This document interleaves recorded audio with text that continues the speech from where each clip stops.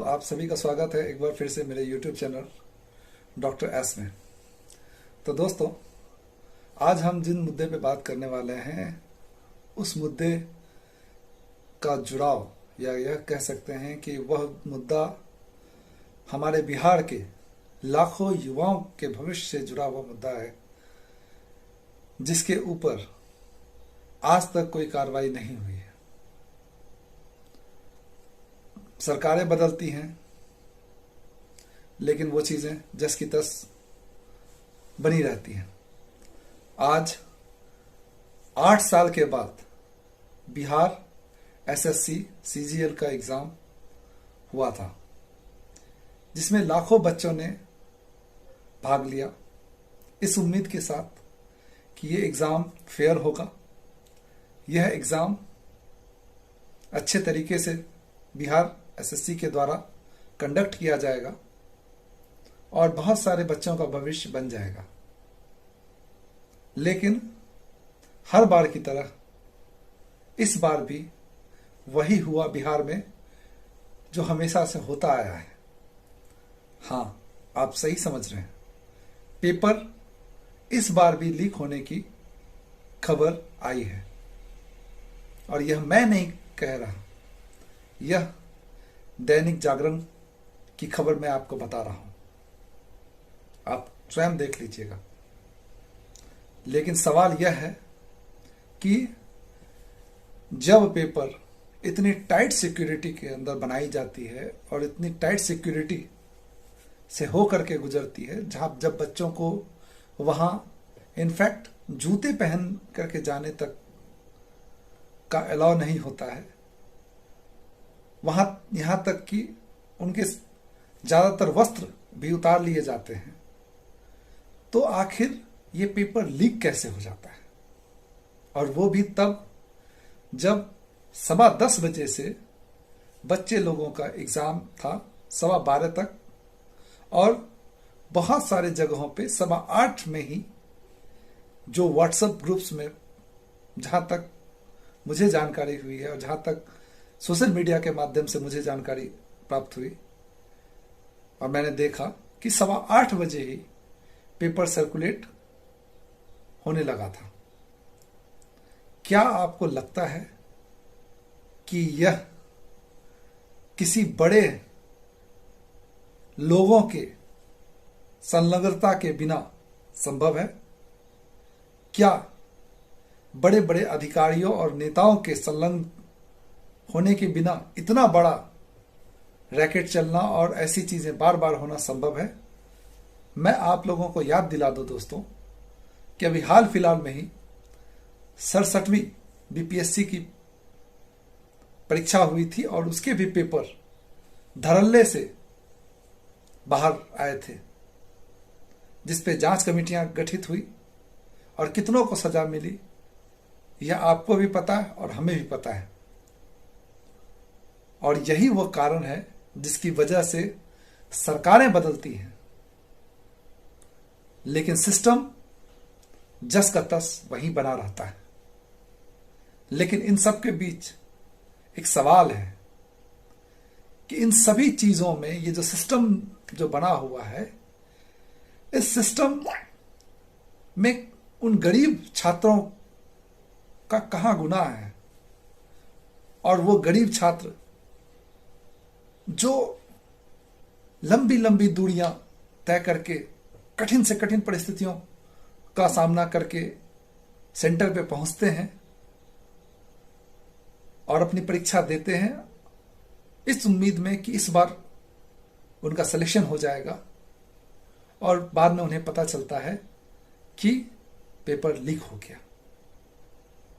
आखिर उन बच्चों का क्या कसूर है?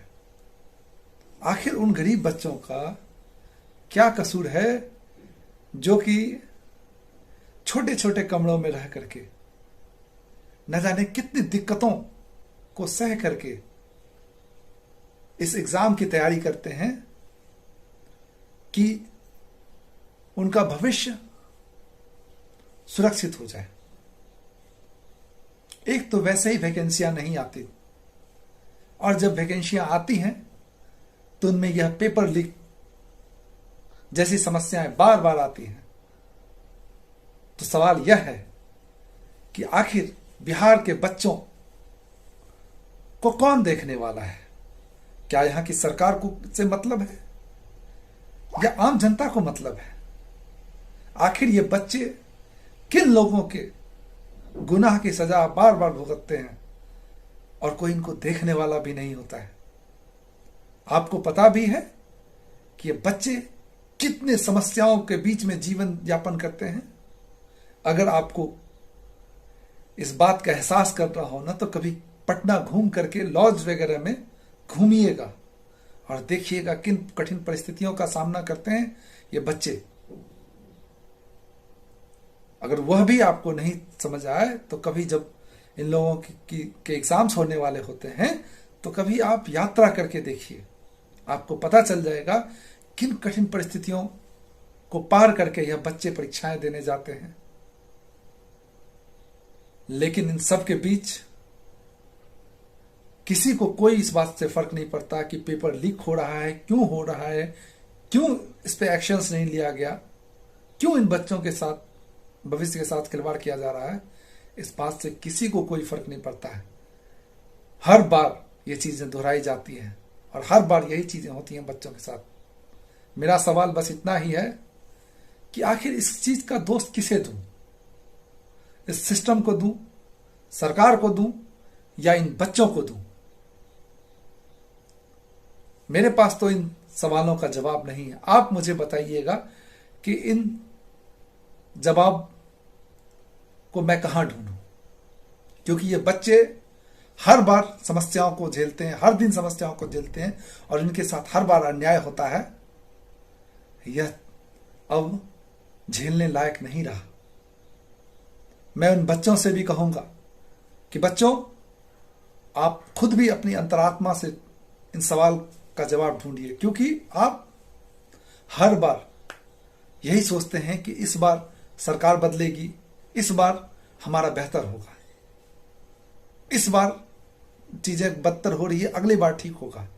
लेकिन हर बार आप जब भी सरकार बदलने की बात आती है, जब भी सिस्टम बदलने की बात आती है, तब आप खुद के इन समस्याओं के बारे में सोचने के बजाय आप दारू, मुर्गा और जातियों के बंधन में बंद करके अयोग्य लोगों को सत्ता में ले आते हैं। और जिसका परिणाम यह होता है कि यह अयोग्य लोग सत्ता में आने के बाद आपके लिए ही गड्ढे खोदते हैं, आपकी ही मृत्यु का इंतजाम करते हैं, आपकी ही के लिए ही समस्या दर समस्याओं को क्रिएट करते हैं। क्योंकि यह एक कॉमन सेंस की बात है कि जब अयोग्य लोगों के हाथ में आप अपना भविष्य सौंपिएगा तो वह अयोग्य लोग कभी भी योग्य लोगों को अच्छे जगहों पे पहुंचने नहीं देंगे।